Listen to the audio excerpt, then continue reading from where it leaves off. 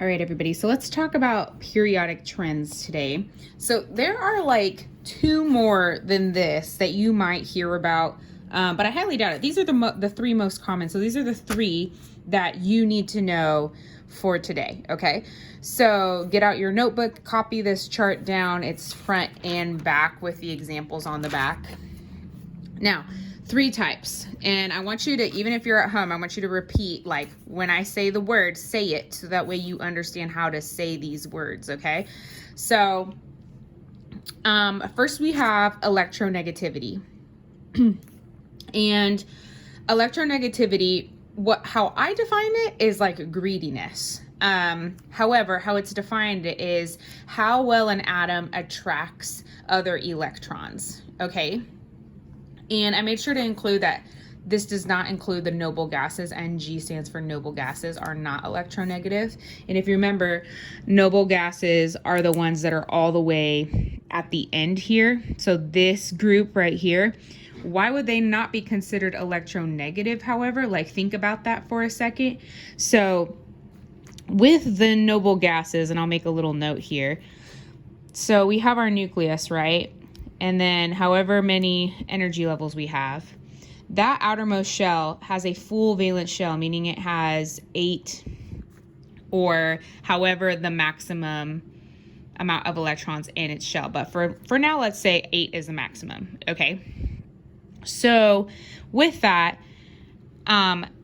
this atom would not be able to attract any electrons because why? It's already full. So why would it be able to attract any more? So that's why the noble gases is the only exception of that. However, this is the trend. So if you want to add this to your periodic table, feel free to. Otherwise, go ahead and just keep this chart handy. So this is the trend. So electronegativity increases as we go across a period, because remember, periods go horizontally, and it also increases as we go up a group, okay? So the key to this, guys, is that fluorine is the most electronegative element, and it is right there in the corner. So if you look at your periodic table, so pretty much whichever elements are closest to fluorine tend to be the most electronegative elements. So we'll get back to that in a second.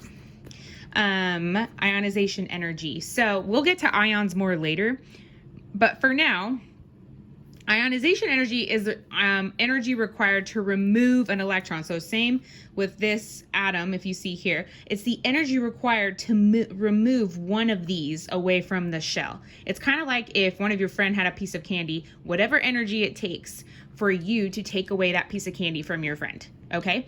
And I added right here, there is more than one kind of ionization energy. Like sometimes you'll see first ionization energy and second. We will only be talking about the first here. I don't think it's necessary to get deeper into that.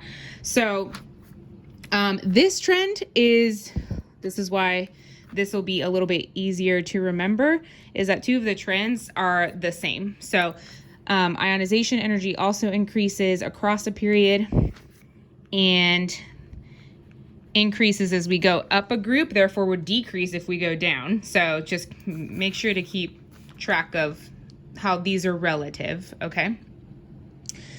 And make sure to take note, because sometimes those test makers will fool you guys, being like, oh, you guys will just get used to seeing these arrows, but forget that it says increases. So if it were to say decrease, it would be the opposite.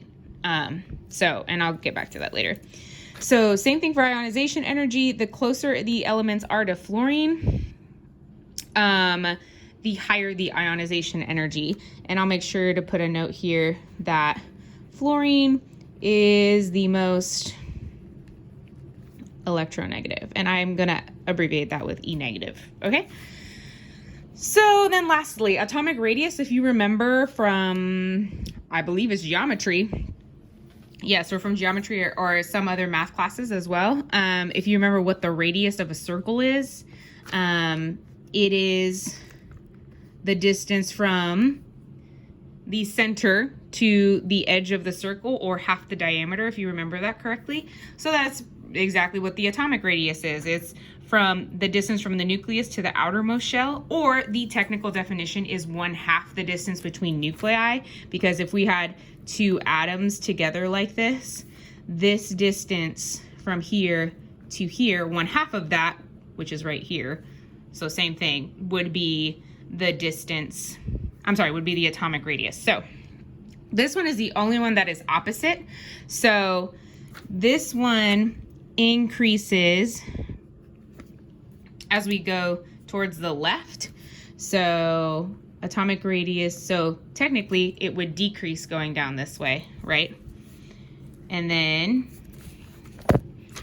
increases, okay, going down a group. And we'll practice. So what you're practicing today is if I give you two different elements, if you locate them, you have to have your periodic table out for this, by the way. So make sure you have that out. You are comparing. So like if I give you cesium and potassium, you need to tell me which one has the highest ionization energy, higher electronegativity, or has the larger radius. Okay, those are the most common examples you'll see. Oh, and let me make sure to include here. So francium and like cesium at the bottom here, those would have the largest atomic radius because of this trend here. Because notice it increases as we go this way. It also increases as we go down. So technically francium would have one of the largest atomic radii. Okay. So let's look at some examples real quick. Oh boy. If I can get this page to move. Okay. So here are your examples, and then you're going to practice this on your own today with your practice sheet. So let's say, for example, with electronegativity, that it gives you like, okay, I want you to arrange these in increasing electronegativity. Okay, so the first thing you're going to do is take out your periodic table, and I'm going to look it up on the internet here. One second. Periodic table, just so we can see it.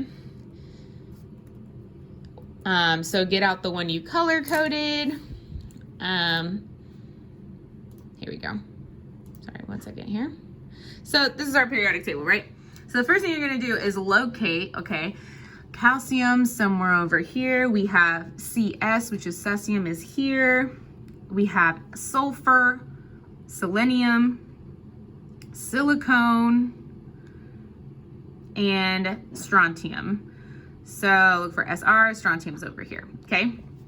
So automatically, which ones are, because remember, let's look back at our notes here.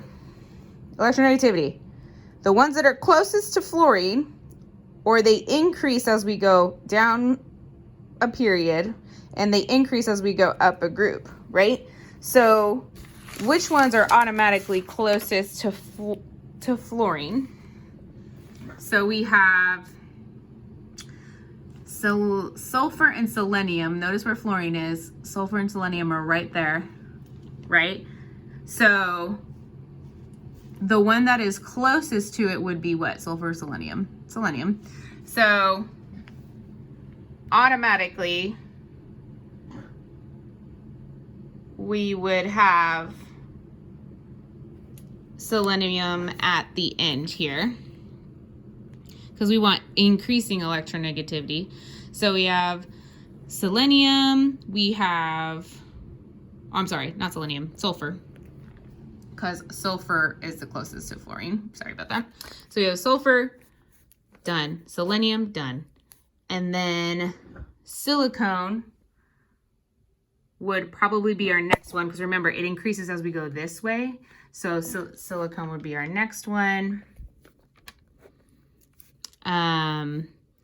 And then we have calcium, cesium, and strontium. So this is where, remember, if it's increasing going up, these would have the greater ones. So then we would go calcium, strontium, and then cesium. So that's how I work. I kind of work my way backwards, because I find the one with the greatest electronegativity and then work my way back. Okay. So What about something that's more difficult? So what if we have like oxygen and chlorine that I would say are pretty equidistant, meaning they're like literally about the same distance away from fluorine. In these situations, guys, go with the one that is highest. So the period above. So this would be oxygen. Oxygen would be most electronegative. Ionization energy, again, same as electronegativity when it comes to the trend. So would potassium or bromine have higher ionization energy? Remember, increase is going this way. So bromine would have the higher one. What about selenium? So we have cesium, and then we have selenium all the way here. So obviously selenium would have the greater ionization energy. It should be pretty easy so far. What about atomic radii? So remember, this is the only one that's like opposite. So technically, if we go down this way, it would be decreasing.